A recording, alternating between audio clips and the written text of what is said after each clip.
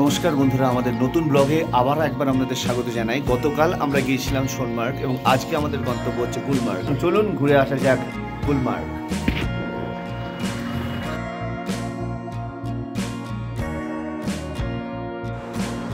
গুলমার্গ সমুদ্রতল থেকে উচ্চতা 2650 মিটার।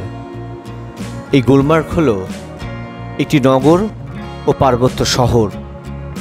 এটি জনপ্রিয় খেলা স্কির আদর্শ একটি ক্ষেত্র এবং জম্মু কাশ্মীরের বারামুলা জেলার একটি অবহিত অঞ্চল কমিটি। গুলমার্গ ঢোকার মুখে পাবেন এই ধরনের কিছু কাউন্টার, যেখান থেকে আপনি নির্দিষ্ট অর্থের বিনিময়ে সংগ্রহ করতে পারেন শীতের জ্যাকেট এবং জুতো। ওঠার মুখে আপনি পাবেন অসংখ্য গাইড। নির্দিষ্ট সরকারি মূল্যের বিনিময়ে এই গাইড আপনাকে ঘুরে দেখাবেন গুলমার্গের বিভিন্ন জায়গা। রাস্তার পাশে আছে প্রচুর পাইন গাছের সারি।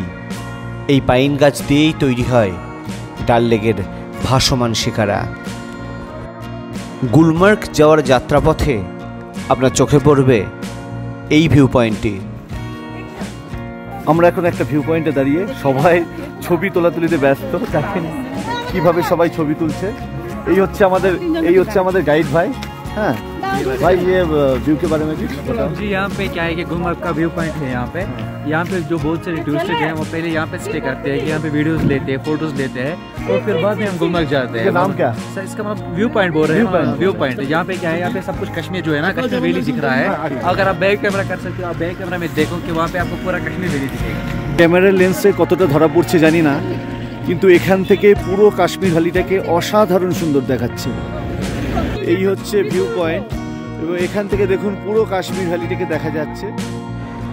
এখন আমরা পৌঁছে গেছি গুলমার্গ, যেখানে পৌঁছাতেই আপনাকে ঘিরে ধরবে কিছু মানুষ, যাদের সঙ্গে দর কষাকষি করে বিভিন্ন উপায়ে আপনি পৌঁছাতে পারেন অন্যান্য স্পটগুলিতে।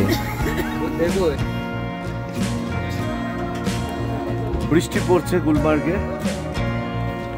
অন্য বছর যেরকম বরফ পড়ে সেই রকম বরফ কিন্তু এবছর পড়েনি। আর আমি যেদিকে দাঁড়িয়ে আছি তার বাঁ সাইডে দেখুন অনেক দোকান আছে, কিন্তু দেখুন চারিদিকে প্রচুর দোকান। দেখুন প্রচুর দোকান আছে। এই যে টয়লেট, পে অ্যান্ড ইউজ, চারিদিকে যেন মনে হচ্ছে অসাধারণ এক সিনারি কেউ যেন এঁকে দিয়েছে।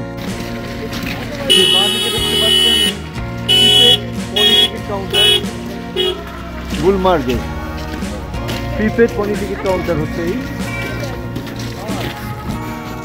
রাস্তায়। দেখতে পাবেন এই ধরনের বোর্ড লাগানো আছে ডিপার্টমেন্ট অফ ট্যুরিজম থেকে জম্মু কাশ্মীরের, যেখানে সমস্ত রেট দেওয়া আছে।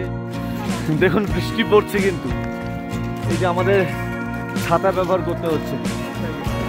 দুঃখের বিষয় আমরা গন্ডোলা রাইড করতে পারবো না, কেননা এই বরফ জমা হওয়ার কারণে গন্ডোলা রাইড বন্ধ হয়েছে। 3 দিনের জন্য বাতিল হয়ে আছে গন্ডোলা রাইড। 3 দিন পর থেকে আবার চালু হবে। কপালটাই খারাপ আমাদের। ডান দিকে এই সিঁড়ি বেয়ে যদি আমরা উপরে উঠে যাই, তাহলে উপরে আমরা পাবো মহারানী টেম্পল বা শিব মন্দিরও বলে এটাকে। এই হচ্ছে গুলমার্গের সৌন্দর্য। আর ডান দিকে আছে মহারানী টেম্পল, এটাকে শিব মন্দিরও কিন্তু বলা হয়। এই সিঁড়ি দিয়ে ওপরে উঠে আমরা প্রবেশ করতে পারবো এই মহারানী মন্দিরে। অনেক সিঁড়ি রয়েছে, কিন্তু বরফে চলার জুতো পরে এই সিঁড়ি দিয়ে ওঠা কিন্তু খুব কষ্টকর।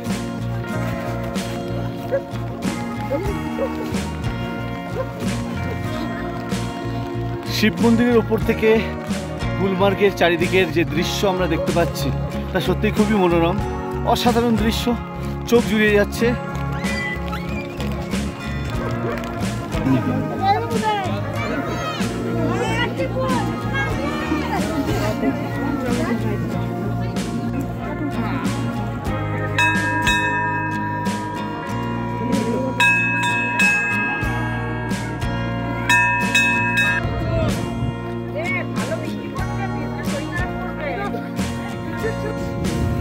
প্রচণ্ড বৃষ্টি পড়ছে বাইরে, কিছু করার নেই।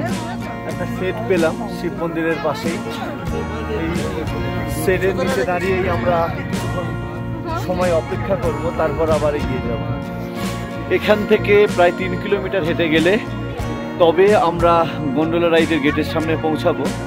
কিন্তু দুঃখজনক ঘটনা হচ্ছে এখন প্রচণ্ড বরফ পড়ার জন্য গন্ডোলা রাইড বন্ধ হয়ে আছে। 3 দিন, আপাতত 3 দিন বন্ধ থাকবে।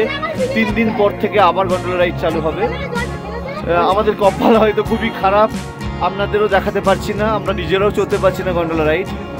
এখন আমাদের সঙ্গে যে গাইড দাদা আছে তার সঙ্গে জেনে নেব যে গন্ডোলা রাইডের চড়ার জন্য কি কি খরচা হতে পারে। जो फर्स्ट फेज जो है सर वो 740 है, 40 रुपीज में है फर्स्ट फेज। ফার্স্ট ফেজের জন্য 750 টাকা। हाँ, जो फर्स्ट फेज है तो 740 में है और जो सेकंड फेज है वो 950 में पड़ता है।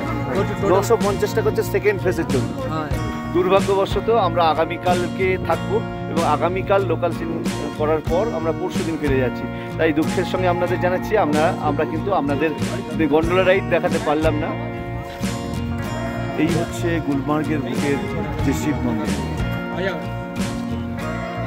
আমরা সিঁড়ি দিয়ে নেমে গাড়ির দিকে যাচ্ছি।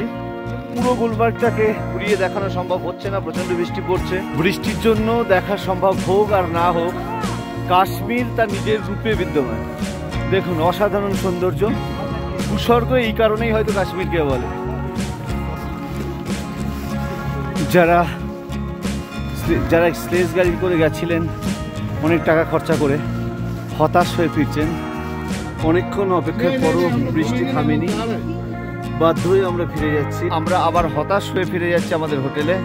আপাতত আমাদের ব্লগ এখানেই শেষ করছি, আবার আপনাদের সঙ্গে দেখা হবে আমাদের পরবর্তী ব্লগে।